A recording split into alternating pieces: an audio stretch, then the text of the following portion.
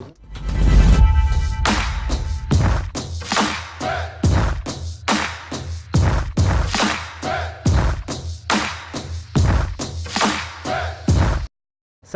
vous êtes encore sur After CAN, votre émission foot. On connaît un pays qualifié de plus pour les huitièmes de finale de la CAN 2019, l'Algérie. L'Algérie qui a battu le Sénégal 1-0 et qui donc file en huitième de finale et qui rejoint l'Égypte et le Nigeria. On va débriefer forcément, ça va être le fil rouge de cette émission, revenir sur ce match entre les soi-disant deux favoris au titre final. On verra finalement qui est favori, qui ne l'est pas et pourquoi. Mais avant ça, je vais vraiment quand même faire un tour de table parce qu'il y a des invités de choix aujourd'hui. D'abord, Richard Na d'AfricaFoot.fr. Bonsoir Richard. Bonsoir Mansour. Ravi de t'avoir à nouveau parmi nous. Moi, je suis ravi, je suis toujours content de venir débriefer le football africain. Je sais que tu as beaucoup de choses à dire sur les Lions. Toi, tu es un homme table, mais tu as beaucoup de choses à dire sur les Lions de la Teranga. Ouais. Amédi Tomacheka, notre consultant foot. Bonsoir Amédi. Salut, bonsoir. Forcément avec le sourire. Ah, forcément, forcément. Avec le sourire. On s'y attendait pas, mais maintenant on est heureux. Une victoire, ça se prend toujours. Et enfin, notre invité du soir, Alioune Touré, forcément, est-ce que je dois le présenter? Ancien joueur du PSG, de Manchester City, maintenant reconverti consultant, c'est bien ça Alioune? Bonsoir Alioune, bienvenue parmi nous. Alioune qui lui a un peu moins le sourire, vous saurez pourquoi. Alors, messieurs, avant de parler de Algérie-Sénégal, parce que je pense que ça va prendre une grande partie de l'émission, d'abord l'occasion de vous rappeler que cette émission est en même temps en live sur Facebook. Donc comme d'habitude, vous connaissez la musique maintenant. Posez-nous vos questions, donnez-vous vos avis, vos réactions, on y répondra au fil de l'émission. Aussi le hashtag AfterCAN sur Twitter et également pour ceux qui le veulent le site www.sadafrique.com pour suivre ce direct. Alors, il y avait un match avant le choc tant attendu. Richard, c'était Madagascar-Burundi. Victoire malgache 1-0. Victoire historique de Madagascar, la première à la CAN. C'était un beau match.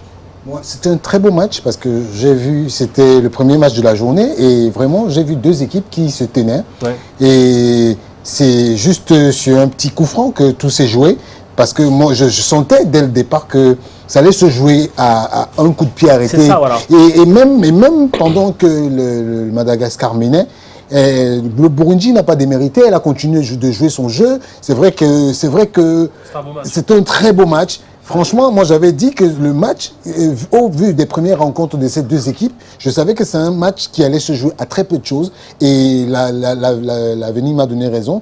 Et bravo pour Madagascar parce que c'est quand même une équipe dont on pense beaucoup plus que le président de la CAF est là derrière. Qui est malgache, oui, qui est malgache, mais je pense que sur le terrain, elle mérite.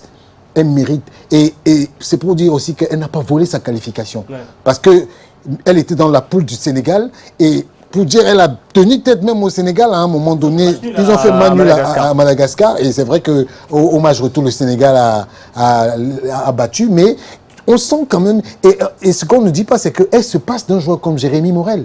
Qui est la star. Et aujourd'hui, il y a des joueurs comme Nomandjari qui se révèlent. Il y a beaucoup. Voilà, donc moi je pense que c'était un très beau match. Et bravo. Et ils ont 4 points. Donc ça veut dire qu'ils ont déjà au moins la place de notre meilleur troisième. C'est vrai, Alioune, que quand on a vu le groupe à la base après le tirage au sort, qui aurait pensé que Madagascar aurait 4 points après 2 journées? Personne, hein. C'est outsider. Et comme l'a dit Richard, en fait, Madagascar, ils sont pas démérités leur qualification. Donc, ils ont un bon état d'esprit, un beau groupe, ils ont une équipe organisée. L'entraîneur aussi, il maîtrise un peu toutes les équipes, que ce soit l'Algérie ou le Sénégal. Donc, c'est une bonne équipe. Fight Spirit, il manque un peu de talent. Ouais. Comme on parlait aussi avec Morel, qui n'est pas bon, à mon avis, il doit être blessé ou il doit y avoir quelque chose. Mais sinon, je ne pense pas qu'il puisse se passer d'un joueur comme ça, qui a quand même une expérience. Mais non, c'est bien pour eux, c'est leur première CAN, donc voilà, on pense qu'ils sont favorisés maintenant. Ils ont le bon état d'esprit, je pense que voilà, s'ils passent, ce serait magnifique. C'est bien parti. Au moment, ça a l'air bien parti. Hein. Après, voilà, comme je vais rester sur la même lignée que ce qu'a dit les autres. Voilà, Madagascar, c'est une équipe qui se repose sur on voit qu'il y a une certaine union dans cette équipe. On voit qu'ils veulent faire honneur à leur pays. Ça fait longtemps c'est la première participation, il me semble. Oui, première participation à la CAN, voilà. C'est la première participation. Ils veulent vraiment l'honorer. Ils ne veulent pas sortir par la petite porte. Donc il y a une espèce d'union sacrée qui s'est créée. Et ils se sont aussi reposés sur des joueurs d'expérience, notamment André Tissima qui joue à l'US Créteil et qui a Sochaux, il me semble, actuellement. Sur Carolus, sur l'attaquant aussi qui joue au PFC, j'ai oublié son nom. Voilà, donc du coup, voilà, il y a pas mal de joueurs qui justement qui viennent donner cette espèce d'élan à cette équipe. Et aujourd'hui, voilà, ils ont 4 points. Ils sont à 2 doigts de se qualifier. Bon, ils vont affronter le Nigeria, mais Nigeria déjà qualifié. ils sont voilà, exactement. Un Nigeria qui est déjà qualifié. Et eux, je pense qu'ils vont jouer le coup à fond. Je les vois bien passer en 8e de finale. Maintenant, le problème, c'est la Guinée, quoi. Ce qu'on oublie de dire, c'est que Madagascar joue en équipe. On pense beaucoup, on dit, voilà, Naby Keita dépendance, en parlant de la Guinée, on parle de Michael Obi dépendant. On prend des joueurs, on veut mettre le poids d'une équipe sur un seul joueur. C'est pas possible. Ouais. La preuve aujourd'hui, c'est que Madagascar, avec ses individualités, réussit à faire un collectif qui est soudé et qui donne un plan de jeu. On sait où ils... Quand vous regardez Madagascar jouer, vous avez l'impression que d'une minute à l'autre, ils peuvent marquer. Parce que ce sont des gens qui n'ont pas froid aux yeux. Ils se disent, qu'advienne que pourra, on joue. Et maintenant, si ils se découvrent, parce que même aujourd'hui, il y a des contre-attaques que le Burundi a faites qui pouvaient les mettre en difficulté. Ouais. Mais ils n'ont pas hésité. Et on oublie toujours de parler de leur gardien. Leur gardien aussi, c'est un très bon gardien parce qu'il faut dire que l'équipe burundaise a beaucoup tenté. Ils ont tiré, mais le gardien était toujours là. On va voir les statistiques du match. Quand tu continues, Richard, juste pour avoir les statistiques du match, c'est vrai qu'il y a eu 47% possession Madagascar, 53 Burundi, surtout 12 tirs contre 13. C'était un match animé. C'était un très bon match parce que moi, franchement, j'étais émerveillé de voir deux équipes comme ça. Des équipes qu'on n'attendait pas, on leur promettait, oh non, ça c'est le deuxième tour, ils vont pas passer, c'est des bouches-trous, c'est des gens qui vont venir combler le trou et il y aura beaucoup. C'est un peu la souciance du produit en fait. Je pense à un... J'étais sur un média l'autre jour, il y a un consultant qui a dit il n'y aura que des scores fleuves. Mais je ne sais pas comment il avait pensé qu'on pouvait avoir que des scores fleuves aujourd'hui. On terra son nom. On terra son nom, mais je pense qu'aujourd'hui, quand on regarde il y a que le Mali qui a gagné 4 buts à 1. Mais et même... Avec des buts d'ailleurs, c'est vrai. Donc, non, aujourd'hui, le football africain, ce n'est plus le même. Des années 80 où... moi, je rebondis sur Richard, il a raison. C'est-à-dire qu'on se reposait sur un Eto'o, sur un Drogba, sur un El Hadji Diouf, etc. Et là, cette équipe de Madagascar, elle fait penser à l'équipe de Renard de Zambie, en fait. Ouais. Où il y a une cohésion d'équipe, tout le monde attaque ensemble, on défend ensemble. Il y a la solidarité, il y a des valeurs qu'on ne retrouve plus forcément parce qu'aujourd'hui, le football même, il a changé. Voilà. On se repose sur des individualités très fortes, mais qui sont, sans oublier, dans un fort collectif. Et là, on parlera après des autres équipes, notamment le Sénégal et l'Algérie. Mais là, Madagascar ont ce fighting spirit-là, en fait. Ils jouent pour le peuple, ils jouent pour... on est tous ensemble. Je veux dire, il n'y a plus de... On a l'impression que même les remplaçants, parce que moi, je regarde beaucoup l'attitude des remplaçants. Oui. Même le prochain match de Madagascar, regardez les remplaçants, ils sont debout. Pour soutenir l'équipe. Oui, il y a on ne boude pas, on ne boude pas. Parce que chacun, on ne joue pas pour sa gueule. Ils sont tous là pour un seul objectif, se qualifier et gagner. C'est une question d'honneur. C'est ça le problème maintenant aujourd'hui. J'ai l'impression que la CAN se fait à Madagascar. Exactement. Moi, franchement, le Burundi a perdu, mais le Burundi... Vraiment, n'a pas démérité. Ils sont au maximum de leurs possibilités. Ils sont allés au maximum de leurs possibilités. Et pour rebondir, c'est vrai, ils ont 2 défaites, c'est ça? C'est ça. Mais vous savez que 2 défaites... 2 fois 0. 2 fois, oui, mais là, ils sont encore en difficulté pour avoir le troisième... Meilleur troisième. Mais ils ne sont pas éliminés. Ils ne sont pas éliminés. Ils peuvent bien tenir tête à la Guinée. À la Guinée, c'est contre la Guinée qu'ils jouent, non? Ils peuvent bien tenir... Parce que on va en parler de cette Guinée. Je pense que je ne leur promets pas une mauvaise prestation contre le Burundi, mais je pense que ces deux équipes... Quand même, je pense. Oui, ces deux équipes... Burundi, pour moi, ces deux équipes, Burundi et Madagascar, ce sont mes coups de cœur. Alors, un mot aussi d'ailleurs sur l'homme du match, forcément, c'est le buteur qui a offert cette première victoire historique de Madagascar en Coupe des Nations. Ce coup franc de Yamara... Je vais écorcher son nom parce que c'est dur à dire, mais Yamararetra. Voilà. C'est un très bon coup franc. Franchement, là, il a fait mettre un deuxième derrière. Franchement, Je pense que 2 tirs, 2 cadrés, 1 but. Voilà. 65 ballons touchés. Je pense que ce but va faire partie quand même des meilleurs buts de cette CAN. Les plus beaux buts, ouais. Oui, parce qu'il a vraiment... Et c'était un moment où l'équipe était dans un moment fort. Ouais. Et donc, on sentait qu'il y avait quelque chose qui devait se passer. Comme toujours, quand il y a de pareilles rencontres, c'est toujours l'équipe qui ose, qui réussit à... Parce que là, le coup franc, moi, je ne le voyais pas venir comme ça. Mais quand il a mis le coup franc, je me suis dit, waouh. C'est vrai qu'on avait plus l'impression qu'il allait y avoir un but sur un... Ouais, voilà, exactement. Mais pas sur un coup de pied arrêté ou autre. Moi, j'y croyais pas. Je pensais que ça allait être dans le jeu, en fait. Finalement, ils se sont départagés sur un coup franc direct. Tu vois, c'est Thomas. Ouais. Ces rencontres, généralement, se terminent comme ça. Mais j'ai vu des joueurs burundais qui étaient...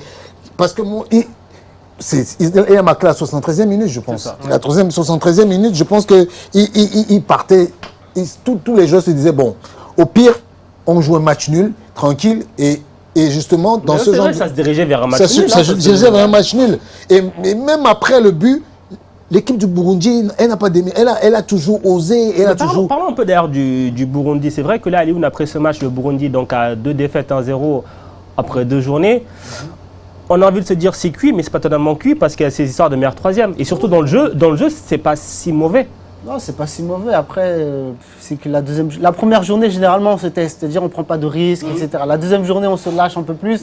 Et ben, la troisième journée, là, il n'y a plus rien à perdre. On lâche les chevaux. Limite, on change de système. Il y a des joueurs qui sont fatigués. Il y en a d'autres aussi qui veulent démontrer. Donc, voilà, la troisième journée, elle est un peu folle.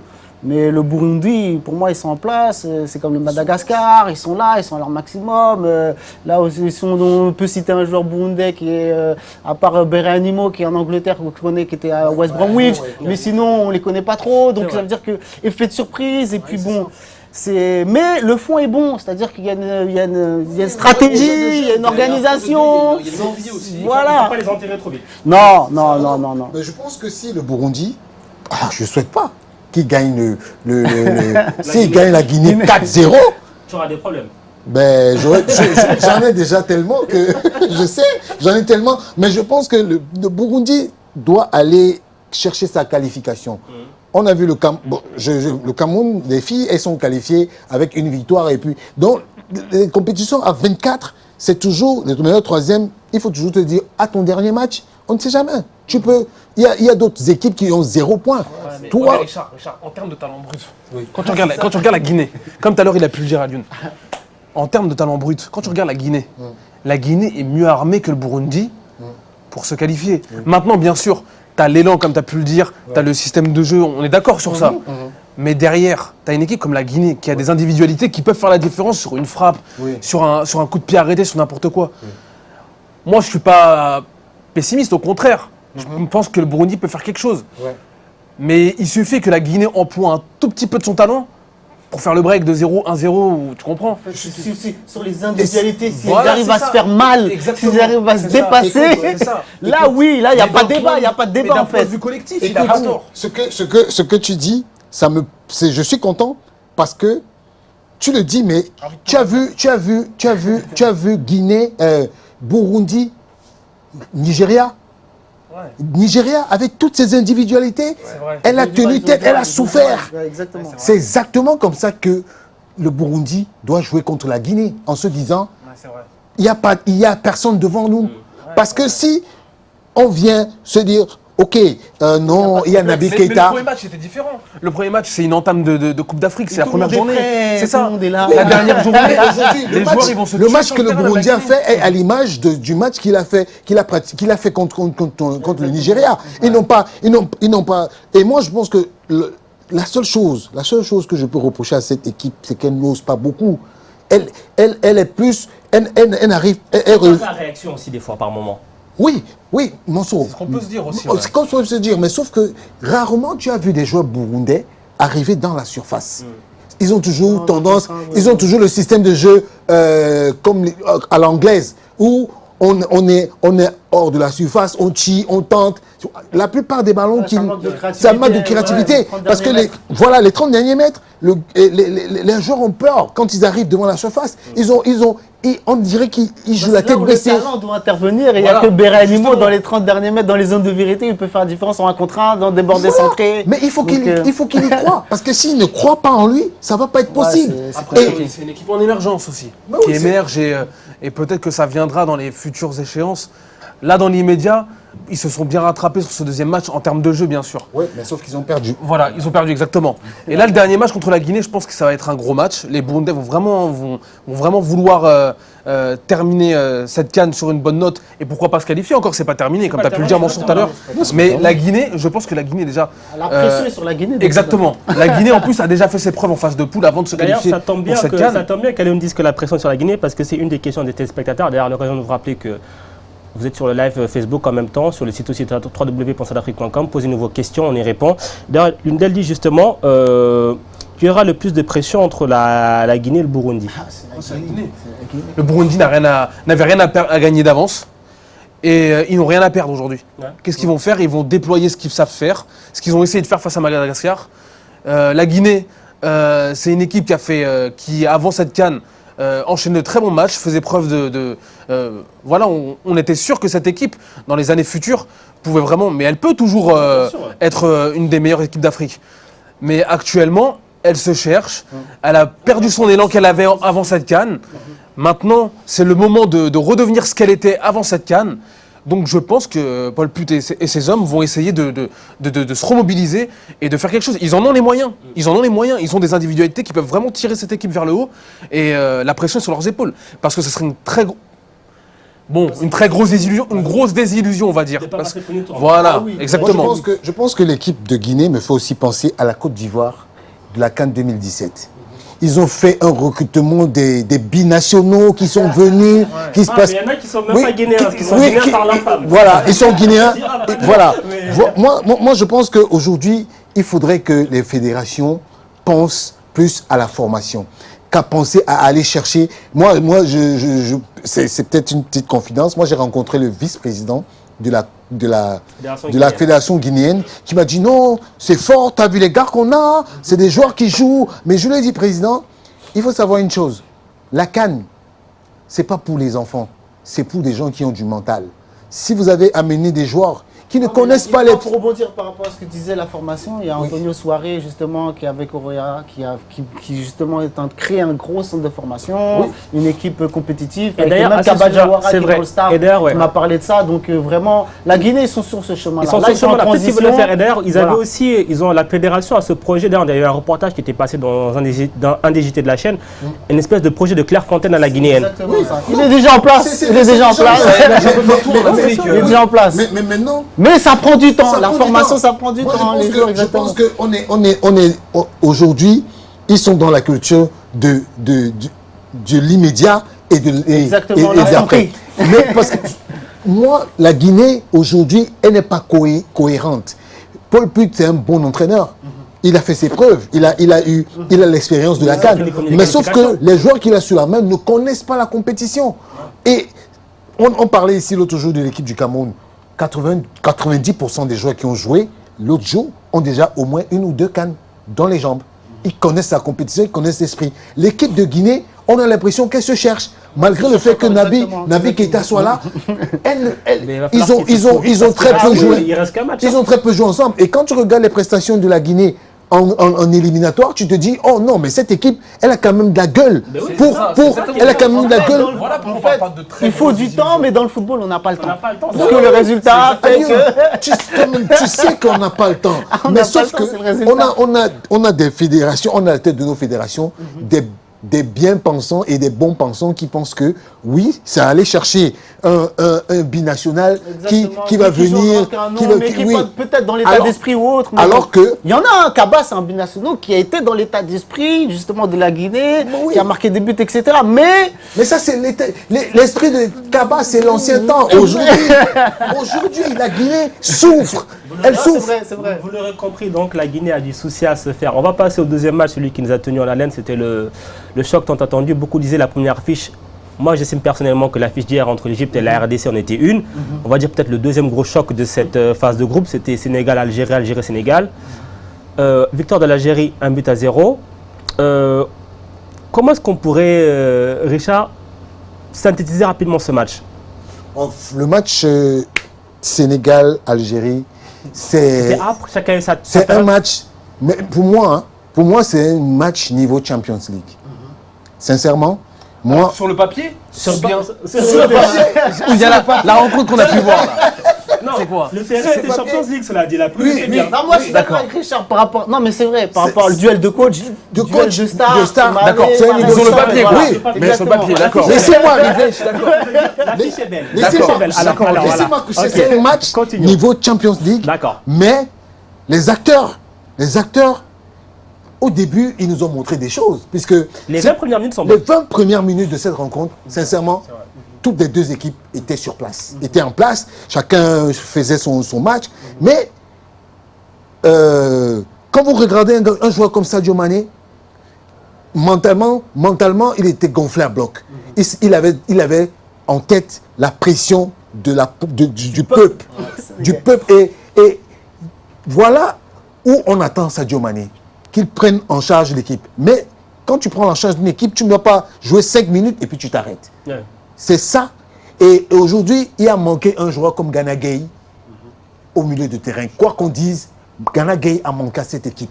Parce que c'est quand même un joueur qui connaît conserver le ballon. Il n'est pas 10, mais il a le rôle d'un 10. Un faux 10, c'est un réel 8. Mais il a beaucoup manqué. Mais ce match, c'est joué à très peu de choses. Moi, je peux pas.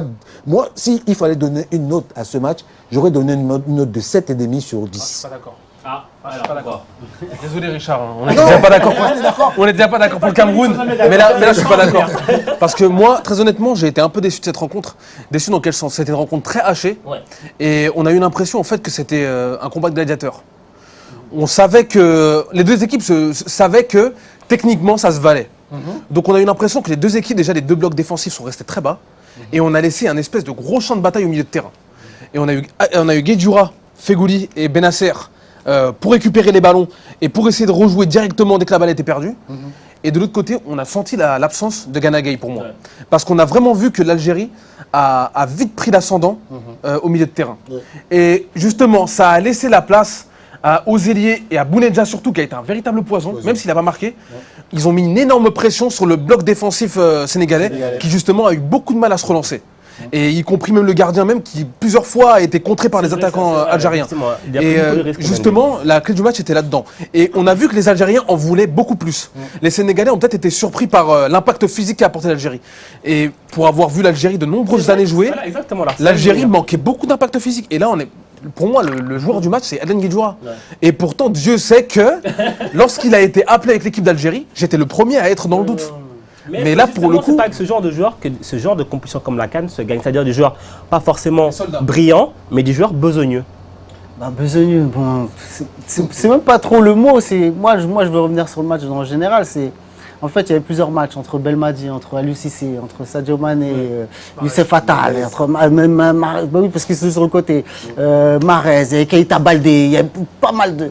Et là, par rapport à tous ces acteurs-là, c'est en fait ces acteurs qu'on connaît, qu'on voit tout le temps dans les matchs de Ligue 1, voire de Champions League, on est un peu déçus. Déçus pourquoi? Parce que, comme le disait, c'est-à-dire qu'au milieu de terrain, c'est là que se joue le football. Oui. Et là, Aliou Cissé, il répète les erreurs, entre guillemets, qu'il a commis dans les anciennes CAN. C'est-à-dire c'est toujours les mêmes milieux de terrain. On manque aujourd'hui. Moi, jusqu'à aujourd'hui, j'ai la nostalgie d'un Fadiga. Je te jure, d'un Gana Gueye est très bien. Oui, est très bien. Mais j'ai la nostalgie d'un Fadiga. Contrairement à l'Algérie, où Mahrez a joué ce rôle-là un peu, rentrer à l'intérieur, faire jouer les autres, etc.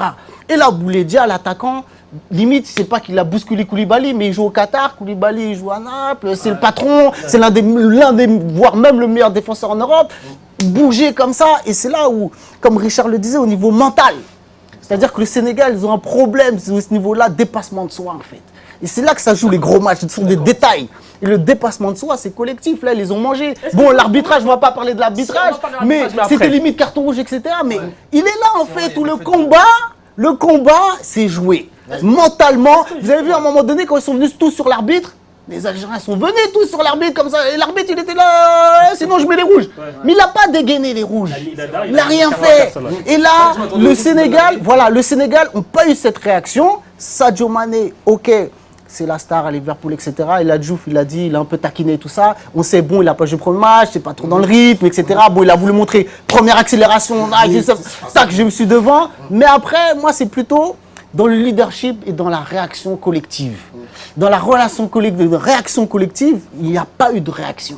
Sur le but, on les a sentis tétanisés, genre ça y est, c'est fini. Et c'est là où l'Algérie a pris le dessus au milieu de terrain. Je pense que justement ce match, Jamel Belmadi, Oui, il a gagné. Oui. Même en conférence de presse. Avant match. Vidéo, il a annoncé le 11 de départ. Il a annoncé le 11 de départ. Et c'est là où tout c'est. Et tu sais, pendant la CAN, c'est ça la CAN. C'est ça la CAN. Ça se joue ici. Exactement. En fait, ce qui est assez flippant, c'est qu'on se rend compte que, en fait, Aliou Cissé, on a l'impression qu'il le sait déjà que son équipe a un problème psychologique. Parce qu'on voit à chaque conférence de presse. Quand il était joueur, c'était un leader. Mais à chaque conférence de presse, Mansour, si tu vois bien, il essaye de déverser la pression sur l'équipe adverse. Alors qu'aujourd'hui, le Sénégal ne peut pas se cacher avec de tels joueurs. Je suis désolé. Le Sénégal ne peut plus se cacher avec des Idrissa Gueye, avec des Sadio Mané, avec des Keita Baldé, avec des joueurs de cette trempe-là, avec Diatta qui est en train d'émerger, avec des Kouyaté. Le problème qu'on a énormément de joueurs comme ça, ça arrive, c'est qu'on a énormément de bons joueurs. On attend, par exemple, moi je vais attendre que Richard fasse la différence. Et c'est là en fait où le problème il est. C'est pas grave, il y a toujours c'est comme au Barça, il y a toujours un Messi, si c'est pas Messi, c'est Suarez, c'est Dembélé. Et là pareil, donc le temps que tu regardes, le temps il passe et tu te regardes jouer. Et c'est là où à un moment donné où il faut prendre cette responsabilité. Et comme il n'y a pas beaucoup, quand il y a des équipes où il n'y a pas énormément de stars, bah là je suis obligé d'endosser ce rôle-là. Mais là on regarde Baldé, on regarde Mané. Il faut dire une chose. Hein. Nous, les hommes des médias, c'est nous qui mettons la pression à tous ces joueurs-là. Parce qu'ils écoutent tout ce que nous on dit, ils regardent tout ce qu'on fait. Et quand une équipe comme le Sénégal arrive à la CAN, tout le monde est unanime. C'est ça aussi les grandes équipes et les grands joueurs. Moi, je prends un exemple. Je prends Cristiano Ronaldo. Je me souviens d'un match qu'il a disputé à la Juve. Je ne sais plus c'est contre quelle équipe. Je crois que c'est cette année. Quand il marque un doublé ou un triplé qui qualifie la Juve. Contre Atletico. Il appelle les gars. Il dit, les gars, venez au match. Je vais faire quelque chose. Et il assume ce statut. Pourquoi le Sénégal ne l'assume jamais? Non, le Sénégal ne l'assume pas. Et justement, par rapport à ce que tu disais, Richard, c'est qu'à un moment donné, Aliou Cissé, il avait tellement ça que limite, peut-être les joueurs attendent qu'il les réveille. Mais c'est ça, mais oui, parce que c'était un leadership, il attend. Mais à un moment donné, Aliou Cissé ne peut plus revenir. Non, mais il ne peut plus revenir sur le terrain. Il faut qu'à un moment donné... Tu sais, le Sénégal... Je m'attendais un peu à ce scénario, que le Sénégal fasse un... Tu vas nous raconter cette histoire en deuxième partie. On tient nos téléspectateurs en haleine. D'ailleurs, l'occasion, ça bouge pas mal. Continuez à réagir. On va répondre à vos questions juste après cette courte page de pub. À tout de suite.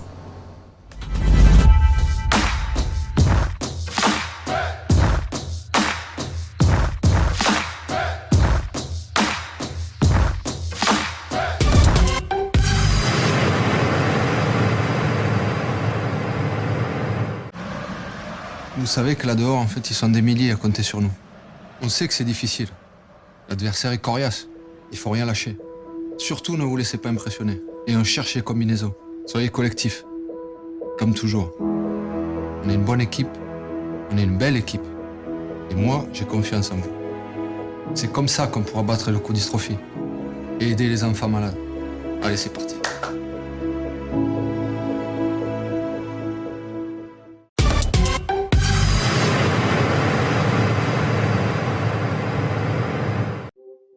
Bienvenue dans votre journal de la mi-journée.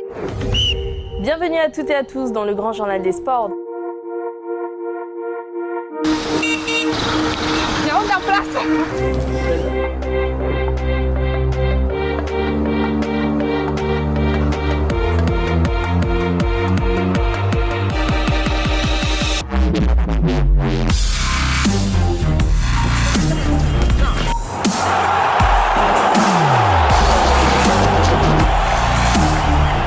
Stade Afrique, toute l'actu, tous les sports, tout l'Afrique.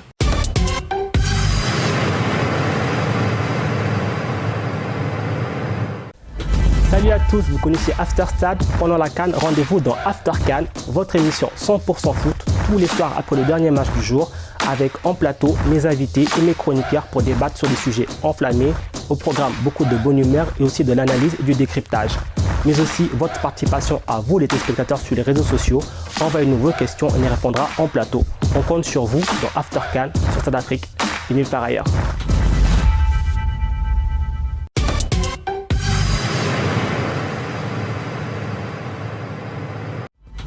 Bonjour à tous et à toutes, je suis très heureux de vous retrouver pour cette nouvelle édition de Sport Palabre sur Stade Afrique. Est-ce qu'eux, ils y vont sans complexe en disant « mais moi aussi j'ai le droit ». Maintenant après, comme je disais tout à l'heure, c'est un tour de table des fois qu'on peut avoir. On veut responsabiliser les fédérations. En fait, déjà dès que tu commences en pro, on te dit tu as ce devoir d'exemplarité. Qu'il se passe en Europe, en Asie, en Afrique ou ailleurs, le monde entier pourra le voir. Des débats enflammés, des polémiques et des spécialistes. Votre talk show du mercredi, c'est Sport Palabre à 19h20, présenté par Laurent Leleu.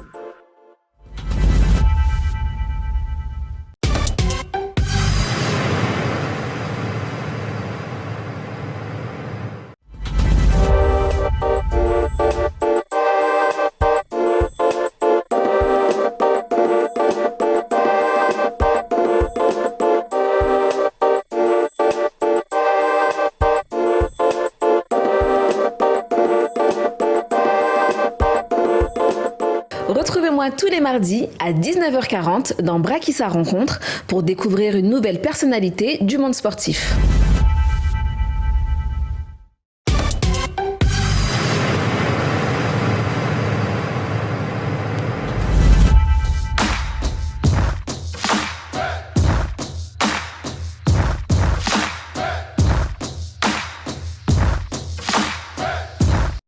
After CAN, deuxième partie, toujours accompagné de Richard Naha, Amélie Thomas-Chekal et notre invité Alioune Touré. Messieurs, on est en train de commencer à enflammer le débat autour de ce match Sénégal-Algérie. Et Richard, je vous ai coupé la parole juste avant pour laisser les gens en haleine. Je te laisse finir. Bon, en fait, quand je vois ce Sénégal, il me fait penser au Sénégal de 2017. D'accord. Avec les mêmes potentialités, avec les mêmes joueurs, on les attendait contre le Cameroun et ça a donné le résultat défaite. Le Sénégal, c'est un pays qui ne, c'est une équipe qui ne sait pas s'assumer. Et aujourd'hui, on a l'impression que plus on monte le match contre la Tanzanie, on s'est dit c'est un bon Sénégal. Ah, justement, on se pose la question, est-ce que c'était le Sénégal qui était trop fort, la Tanzanie qui était très faible? Parce que quand on va parler puisque la Tanzanie a perdu, et c'est pour dire que en fait le Sénégal devant les autres, à force égale, elle perd un peu son foot. Il y a un complexe d'infériorité. Oui, il y a un complexe d'infériorité, je ne sais pas pourquoi. Non, mais pourquoi? C'est psychologique parce qu'ils n'ont jamais rien gagné. Et là, le Sénégal ont toujours eu le talent, mais ils n'ont pas compris que c'était le travail avant le talent. Exactement. Et là, aujourd'hui, se mettre minable, c'est difficile, c'est compliqué.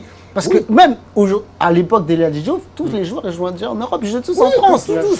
C'est-à-dire qu'à l'époque, avant, c'était juste Pankandé, etc. Ils jouaient déjà dans le championnat local. Mais là, aujourd'hui, ils jouent tous à l'extérieur. Les 23, ils jouent tous à l'extérieur. Et là, à un moment donné, Claude Leroy le disait, à un moment donné, il faut incorporer des joueurs locaux. Pourquoi? Parce que eux, c'est pas qu'ils vont mouiller le maillot, mais ils vont jouer leur vie. Exactement. Et là, est-ce qu'on a un Sénégal qui joue sa vie? J'ai regardé, pendant cette CAN, j'ai regardé un peu les statistiques et j'ai vu les joueurs les mieux vendus en Europe. Ce sont les Sénégalais. Quand tu regardes une petite compétition U20, U17, après, généralement, et c'est aussi un constat que j'ai fait, quand il y a les éliminatoires des Jeux Olympiques, le sélectionneur U23, il a des problèmes. Parce que le match aller, il a une équipe. Après, au match retour, c'est plus les mêmes joueurs parce que déjà, on les a pris, ils sont déjà peut-être partis en Europe. C'est les joueurs qui ont la meilleure cote en Europe, ce sont les Sénégalais. Mais maintenant, au niveau de la CAN, qu'est-ce qui leur manque? Ce qui leur manque, c'est que, on met rarement des anciennes gloires autour de cette équipe.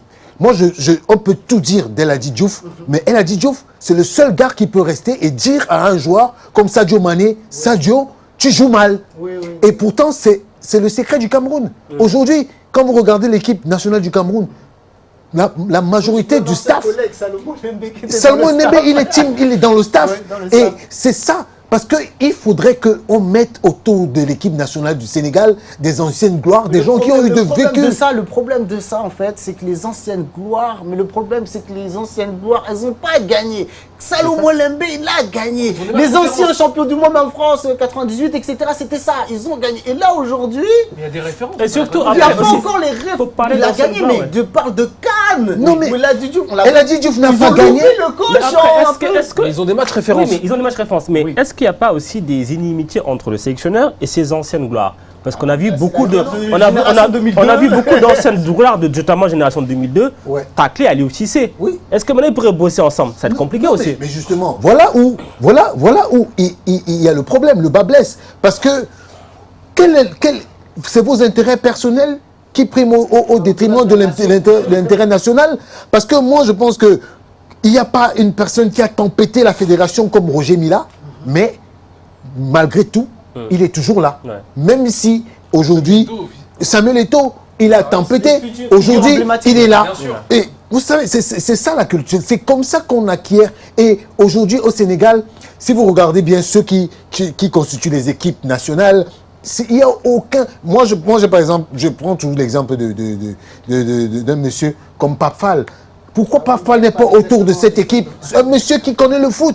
Vous ne pouvez pas vous passer de lui. Vous voulez cela joue entre vous. Ça tombe bien, il sera bientôt sur un de nos plateaux en tant qu'invité.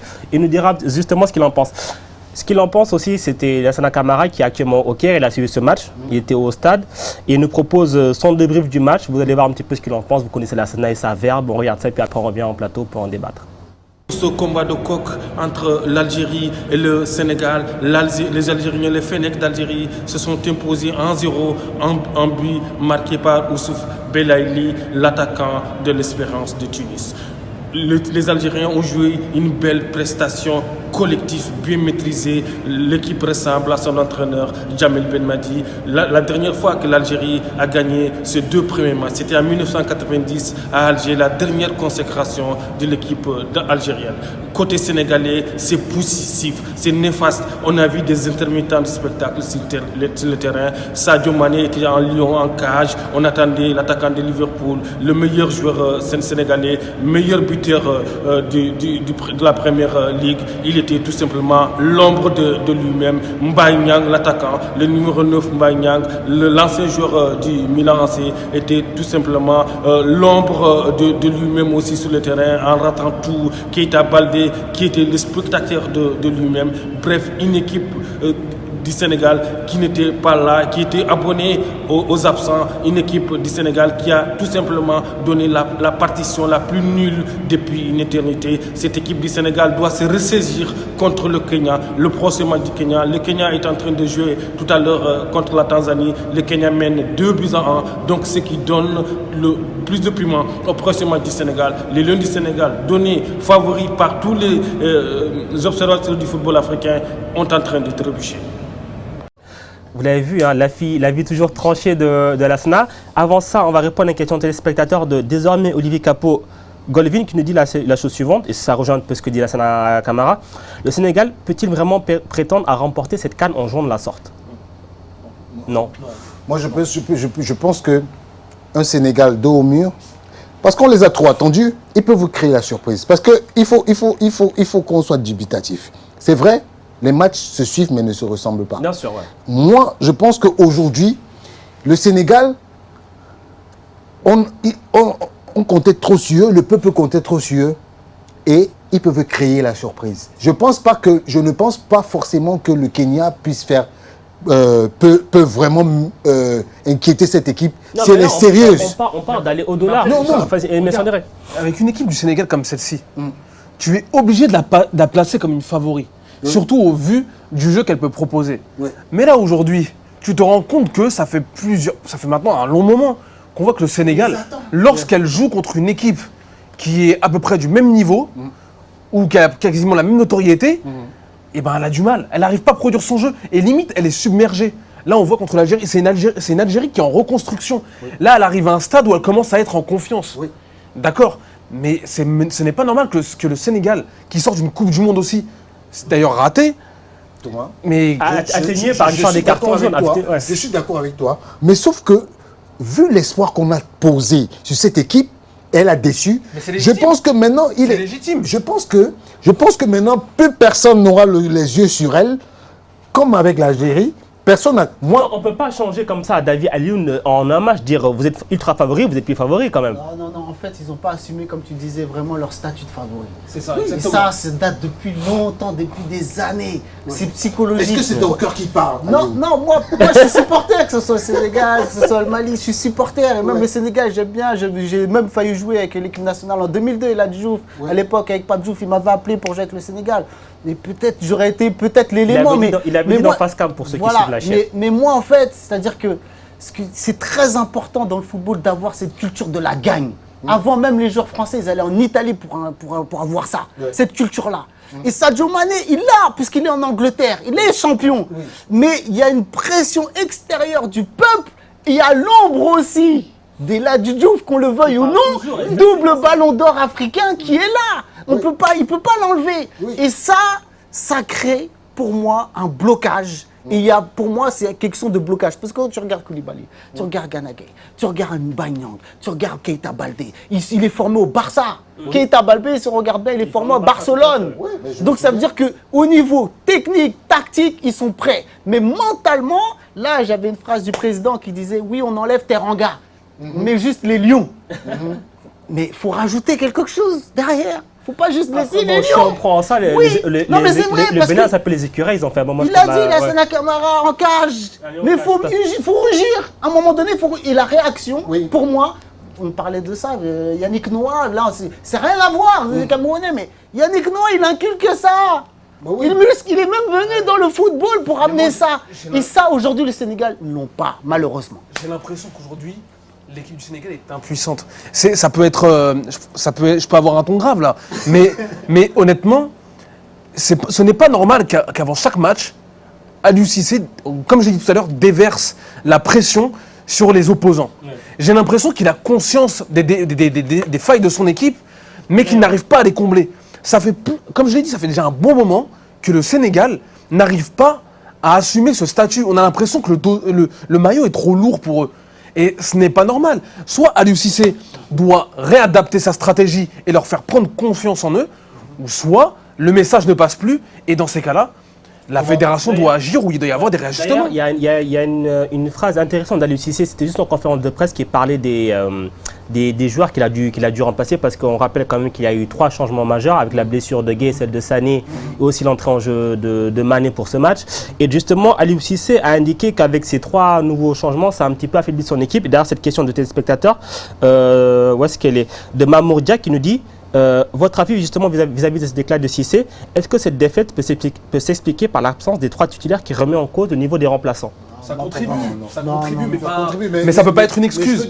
Je veux dire, même par là aussi, est-ce que le Cissé, en se défaussant un petit peu en disant que, entre guillemets, mais forcément, ça veut dire en substance que les remplaçants sont moins bons que les titulaires? Non, je veux dire qu'il faut pas qu'on... Un remplaçant, ça veut dire que si tu as 23 joueurs, ça veut dire que tu as 2 équipes performantes. Richard, bon, on a tous entraîné, on a rencontré plusieurs entraîneurs ici, et généralement, moi j'ai des entraîneurs qui m'ont dit, quand je fais un changement, c'est pas pour affaiblir mon équipe, c'est pour mettre ou apporter un plus ou mettre un niveau d'un joueur du même acabit. Et là, on a l'impression qu'avec cette phrase, il veut dire que malheureusement, le remplaçant est moins bon. Je veux dire, quand tu regardes l'équipe du Sénégal, elle n'a pas de philosophie de jeu. Pourquoi elle n'a pas de philosophie de jeu? L'équipe du Sénégal n'a pas de philosophie de jeu parce que l'entraîneur n'en a pas.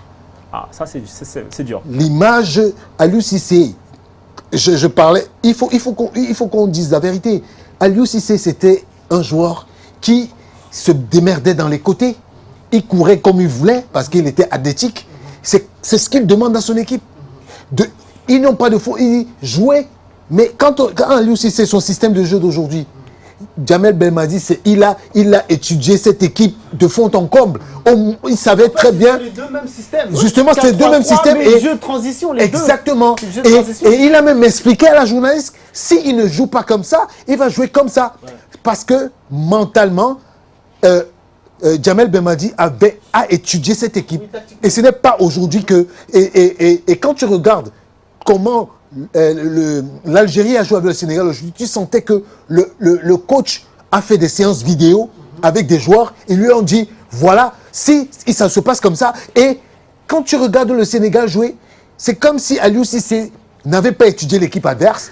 Il leur a dit, oh les gars, vous savez, c'est nous les champions. Parce que moi, j'ai déjà écouté Aliou Cissé. Je voulais rebondir même, c'est par rapport au changement. C'est ce que Ouais. je dis en fait. C'est-à-dire qu'aujourd'hui, il y a la On va variété. voir la composition de C'est ça, départ la du variété. Sénégal avec le 4-3-3 qui a été choisi. Mais allez, continue, vas-y. Ouais, hein. c'est-à-dire la variété, c'est les mêmes attaquants. C'est ce que je parlais de quand je parlais de Fadiga ou de meneur de jeu qui fait le lien, la transition. Mais on peut pas être juste, on récupère et on balance sur les trois attaquants. Les trois attaquants où on a vu la complémentarité entre Mané, Baldé et Nyang. Combien on a vu de 1-2? Combien on a vu de 1-2-3? Combien on a vu de décart? On n'a pas vu, on a vu que des rencontres. Alioune, si on avait la réalisation, vous pouvez nous montrer un seul match d'Aliou Cissé au PSG, tu verrais que c'est quand il a le ballon, il balance devant. C'est Mais là, exactement. avec les joueurs des flèches que tu as, il faut des créateurs. Mais comment tu peux Le avoir. lien. Comment tu peux. Moi, je prends un exemple. Je me souviens de la phrase de El Hadji Diouf. Il disait ce n'est pas Bruno Metsu qui me demandait comment est-ce que je dois dribbler ou bien comment. Mais c'est exactement ça. C'est-à-dire que ce n'est pas Aliou Cissé qui peut demander à Sadio Mané comment il doit contrôler le ballon. Et à un moment donné, moi j'ai une anecdote. Le match Cameroun-Brésil aux Jeux Olympiques, les joueurs te disent que l'entraîneur avait posé une stratégie pour contrer Ronaldinho et tout. Eto'o a pris l'équipe, il a dit ce que l'entraîneur a dit, c'est pour lui. Nous, qu'est-ce qu'on fait sur le terrain là? C'est pas dangereux ça aussi. Mais non, c'est pas ça. C'est pas que ce n'est pas dangereux. À un moment donné, dans une équipe, tout le monde doit. Voilà. C'est-à-dire que tout le monde doit prendre ses responsabilités et dire ok, le coach, il nous a donné des instructions. Maintenant, nous, sur le stade, avec les réalités du terrain, qu'est-ce qu'on fait? Donc c'est un problème de leadership. C'est un problème de leadership. Comme un Ramos qui vient, qui va monter, qui va dépasser sa fonction. Et là aujourd'hui, on n'a pas eu de réaction. Donc c'est un problème de leadership. Bon, c'est sûr. On a aussi eu tendance aussi. J'ai l'impression depuis tout à l'heure, on a aussi eu tendance. Je suis pas chauvin. Mais on a aussi eu tendance à un peu, parce qu'il y a un adversaire. Voilà, à comment dire, à ne pas estimer à la juste valeur la prestation de l'Algérie. Parce que défensivement, Question téléspectateurs justement nous demande. Est-ce que c'est pas une victoire tactique de Belmadi sur Cissé? Bien sûr, on l'a dit. Et il y a aussi une victoire du collectif. Une victoire du collectif, pourquoi? Parce que moi, si vous regardez bien les matchs de l'Algérie, ces dernières années, déjà ça fait 2 matchs que l'Algérie encaisse aucun but. Oui. Déjà. Et là, on joue le Sénégal. Et en plus de ça, l'Algérie, c'était des lions. C'était eux les lions sur le terrain. Guedioura, Fegouli, Benasser, ils n'ont pas lâché un seul ballon. Mais pas un seul ballon. Mais sur la première retombée de balle, première touche de balle sur un dégagement, tu avais déjà 2 joueurs sur le porteur du ballon. Bien sûr. Et les Sénégalais ont laissé beaucoup trop d'espace à Mahrez, etc. Alors que Mahrez n'a pas été bon. Hein. Il a fait un match. Mais encore correct, t'es cool, Alioune. Parce qu'il a été moyen. Mais tu oublies la prestation de Mboli. Mboli, mais il faut pas négliger. Parce que moi, quand on appelle Mboli Raïs, là, Raïs veut dire quelque chose, ça veut dire quoi, le roi? C'est le président. Le président. Mais il a été. Mais quand vous voyez, c'est le maître à jouer. Il rassure. Quand tu le vois prendre le ballon, mais attends, c'est pas tout le monde qui s'amuse à prendre les balles de Sadio Mané parce que les Sénégalais, ils ont tenté. Faut pas croire que oui, on est en train de critiquer l'équipe. Ils n'ont pas juste de réussite, mais il faut savoir qu'en face, il y avait un gardien qui était en place et il y avait aussi une défense qui était en place. C'est vrai. Mais c'est tout un paradoxe parce que Raïs Mboli, c'est bien le joueur qui, comment dire, sur le reste de l'année, avec les clubs, ça fait des années qu'il est totalement. Il va par-ci, par-là, il n'a aucune stabilité.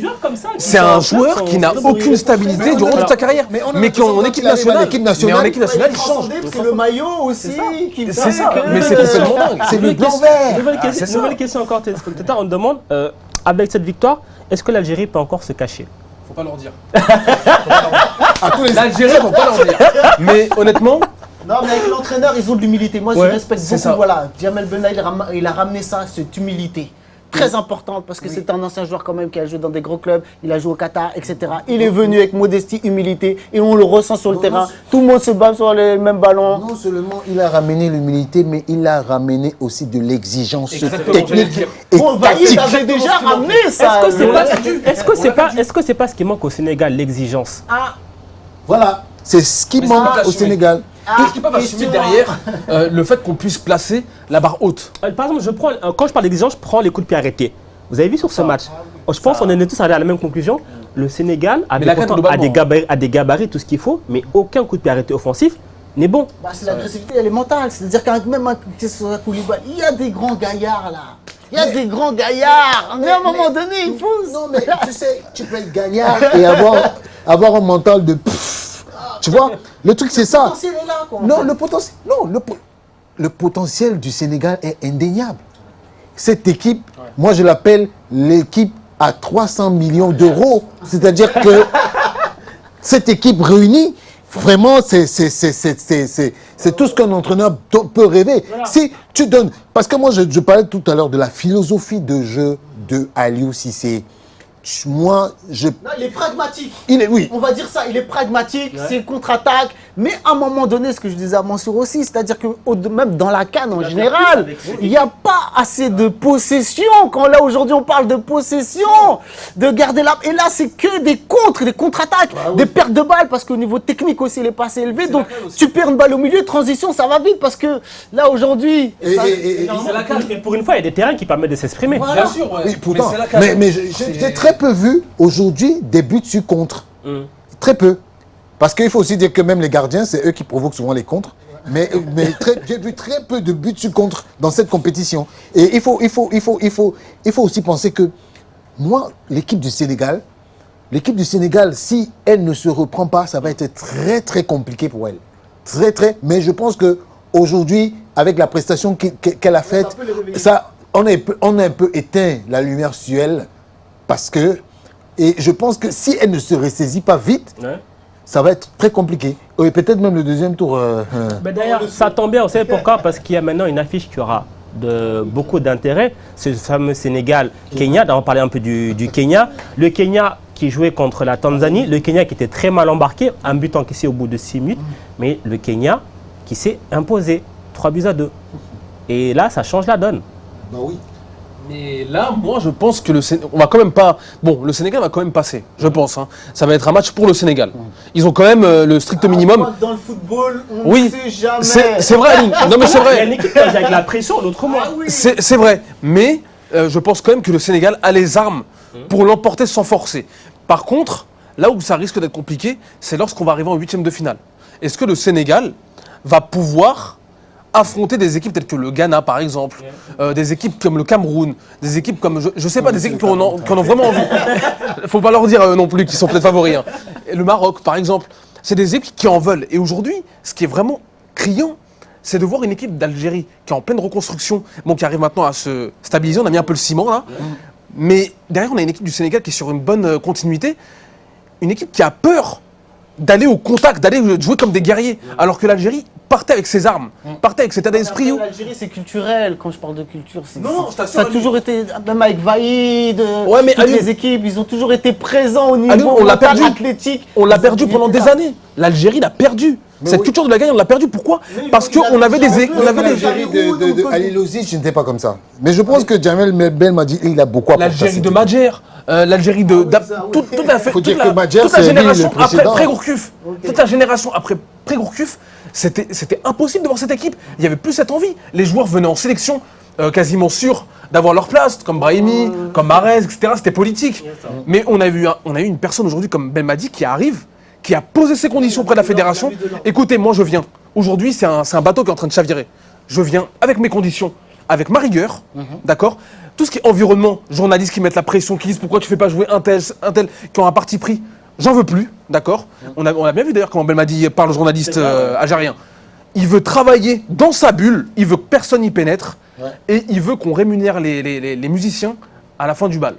Et pour le moment, c'est ce qu'il est en train de faire. Et on va voir. L'Algérie, il y en a qui disent qu'ils sont peut-être favoris aujourd'hui. C'est vrai, il faut le dire. L'Algérie, aujourd'hui, peut avoir un statut de favori. Mais avant cette CAN, il ne fallait pas le dire parce qu'elle n'avait rien d'un favori. Alors, encore une dernière question, réponse rapide cette fois-ci parce qu'il faut qu'on avance et encore il y a les pronos et tout. C'est une question d'Abdellah qui était avec nous il y a pas plus tard qu'il y a 3 jours. Il nous dit, par rapport au Sénégal, énième un simple faux pas ou alors ça va encore être une désillusion? Pour moi, ça peut être une désillusion. Franchement, je pense que voilà, faut... Tu parles avec... Non, sérieusement, là, t'es pas en train de parler. Non, je suis objectif là. Non, mais non, c'est pas l'objectivité. Ça peut être pour moi. Le Sénégal gagne la CAN, vous n'y croyez pas? Je sais pas. Ouais. Dubitatif. Franchement, moi, je suis dubitatif. Moi, je vois plutôt l'Égypte ou l'Algérie. D'accord. D'après ce que moi, je pense que le Sénégal doit se ressaisir. Elle a encore une chance. Elle a encore une chance d'avancer. Parce que on ne juge pas. Ouais. Thomas, on ne juge pas une équipe sur un match. Non, mais justement. Voilà là où nous aussi, nous faisons les erreurs. Parce qu'on se trompe très souvent. Qui aurait pu penser qu'un match comme... même le match, le premier match Égypte, un match comme Égypte-Zimbabwe aurait pu avoir Parce que nous, on est toujours en train de juger les équipes sous le prisme de la précédente prestation. Mais il y a des prestations qui parlent, Richard. Mais oui, mais sauf que... Voilà, exactement. En fait, c'est comme le Cameroun, Richard. Le Cameroun, on a pu se montrer optimiste. Pourquoi? Parce qu'on a vu une évolution dans le temps. Mais là, le Sénégal, c'est la même histoire. On a l'impression que c'est un bis repetita. Et en fait, c'est pour ça, au bout d'un moment, ça alerte. Tu te dis, comment une équipe qui peut être favori avec de tels joueurs puisse être aussi faible mentalement à chaque échéance? C'est le même cinéma en fait. On voit une équipe qui est paralysée, qui n'arrive pas à franchir en fait ce palier. Il en manque peut-être à Yannick Noah. Exactement. Et c'est ce qui manque peut-être à Belmadi. Ils peuvent prendre un préparateur mental comme El Hadji Diouf. Pourquoi pas? L'idée, c'est quoi? L'idée est lancée. El Hadji Diouf, s'il est chaud, qui se... Mais oui, parce que... Et moi, généralement, moi j'aime... Ce que nous, chez nous, on aime souvent faire au Cameroun, c'est que quand tu bavardes beaucoup, on te donne l'équipe. Pour que tu parles, parce que... il est bien placé. Voilà. Alors, on va s'avancer sur les rencontres de ce vendredi, parce qu'il y aura encore un choc, le fameux Côte d'Ivoire-Maroc aussi qu'on attend beaucoup. Sur le papier, c'est alléchant une fois de plus. Est-ce que le plat sera bon par rapport à la carte? On verra, on saura demain. Comme d'habitude, les pronostics avec notre partenaire Mon Petit Prono. D'ailleurs, la Ligue Stade Afrique, le Challenge After CAN, c'est sur le site, sur les réseaux sociaux, rejoignez la Ligue. Venez pronostiquer avec nous et le grand vainqueur aura un cadeau à la fin de la CAN. Bon, moi j'ai fait une croix sur le cadeau parce que je ne le gagnerai décidément pas. Mais quoi que cette journée, je suis pas mal. Alors demain, Tunisie-Mali, Alioune, qui va gagner? Tunisie-Mali, 2-1 pour le Mali. 2-1 pour le Mali. Richard. C'est le cœur ça, Alioune. Tunisie-Mali. Moi je pense que c'est un match qui va se terminer par un 2-2 ou un 3-3. 2-2 ou 3-3, match nul. Quand même pas. Moi je dis match nul, mais quand même pas de 3-3. Je vois pas la Tunisie se transcender offensivement. Mais je vois bien le Mali bien défendre, donc je dirais 1-1. 1-1. Maroc-Côte d'Ivoire? 1 partout. 1 partout? Il se mouille pas. Ah ouais, là, bon, faut pas que mes beaux-frères... faut pas que j'ai des problèmes parce que moi, les beaux-frères ivoiriens... 1-0 pour le Maroc. 1-0 pour le Maroc. Ah, je sais pas, 1-0 pour le Maroc. Vision, c'est 1-0 pour le Maroc. Non, moi je pense que la Côte d'Ivoire va gagner le Maroc. Combien? 1-0. Hervé Renard perd contre son ancienne équipe. Moi, je verrais bien un match nul aussi. Match nul. Et enfin, Afrique du Sud, Namibie. 2-0 pour l'Afrique du Sud. Namibie, 1-0. Namibie, 1-0. Pareil, j'aurais bien une petite surprise victoire de Namibie. Grosse cote ici. Les scores sont bien notés. Ils sont notés. Grosse cote ici, surtout pour Afrique du Namibie. On note et puis on reviendra demain si jamais c'est marqué sans revenir. Et tu sais très bien que moi, j'ai le match Maroc. J'avais dit 2-0, 3-0. C'est vrai. J'avais vu Égypte Congo. Mais écoutez, rejoignez Alex Adapté. J'avais dit 2, il y a eu 2-0. Monsieur, merci pour votre participation. Alioune, merci pour d'être venu. C'était vraiment un plaisir. En espérant que vos Lions fassent mieux la prochaine fois. On rugisse. Rugisse exactement, qu'ils soient pas en cash. Et nous, on se retrouve demain soir, même le même heure, pour débriefer sur ce match Côte d'Ivoire-Maroc. Allez, ciao, ciao, bonne soirée.